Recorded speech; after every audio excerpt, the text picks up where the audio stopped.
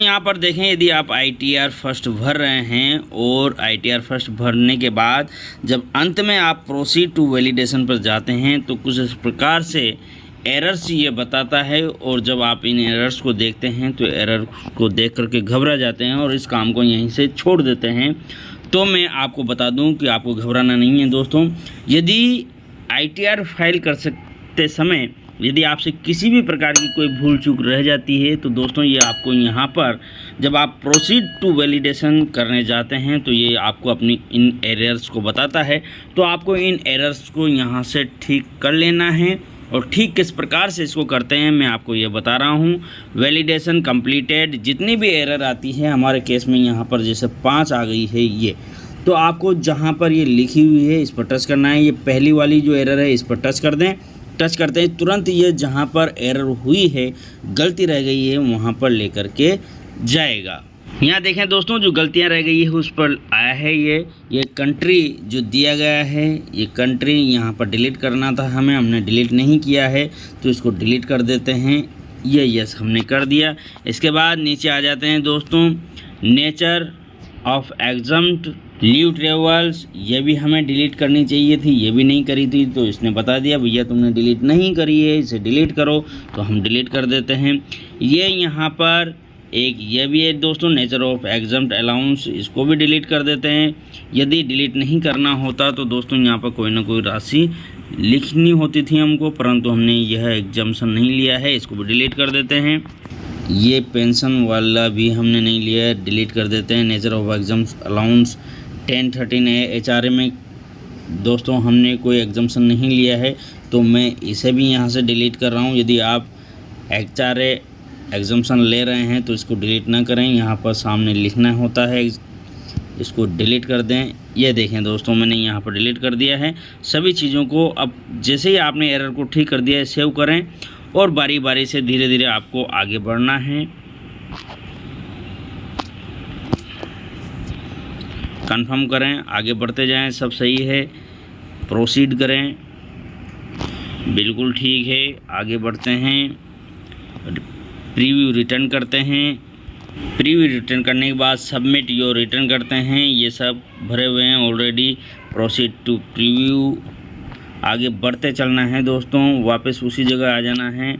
ये यहाँ पर आ गए प्रोसीड टू वैलिडेशन, इसको क्लिक करते ही वो एरर आई थी। अब देखें दोस्तों, यहाँ पर अभी भी एक एरर बता रहा है तो यहाँ पर फिर से जो एरर रह गई है उस पर फिर एक बार टच करें, फिर सेलेक्ट एन ऑप्शन, क्या था वो, ये देखें ये एरर यहाँ पर इसने बता दी है। ये एरर है दोस्तों 80D डिडक्शन में, वेदर यू और any of your family member is senior citizen, deduction in respect of health insurance.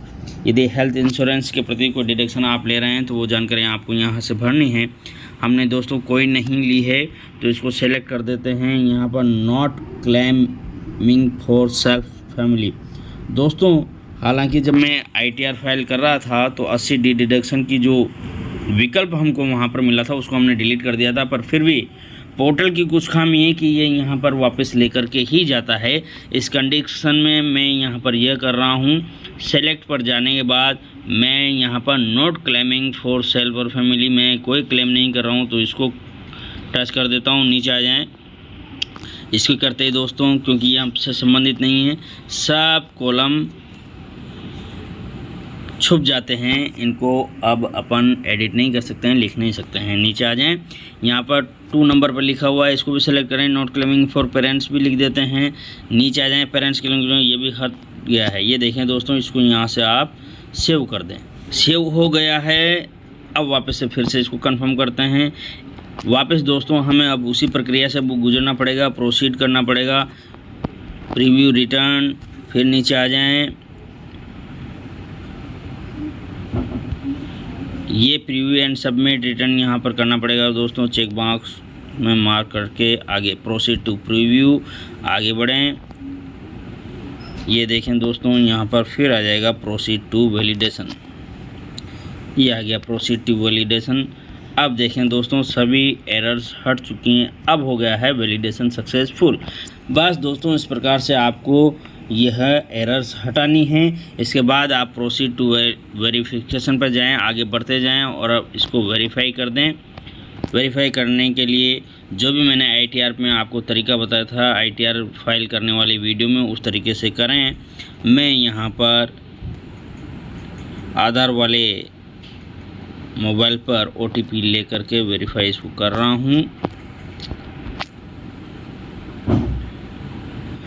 तो दोस्तों, आशा है हमारे इस वीडियो के माध्यम से आप जो एरर्स वाली समस्या आ रही थी, उस एरर्स वाली समस्या से आप घबराएंगे नहीं और ITR स्वयं ही इसके आगे की प्रक्रिया भी करेंगे और इस प्रक्रिया को कंप्लीट करके अपना रिफ़ंड इत्यादि जो भी आपको लेना है वो करेंगे।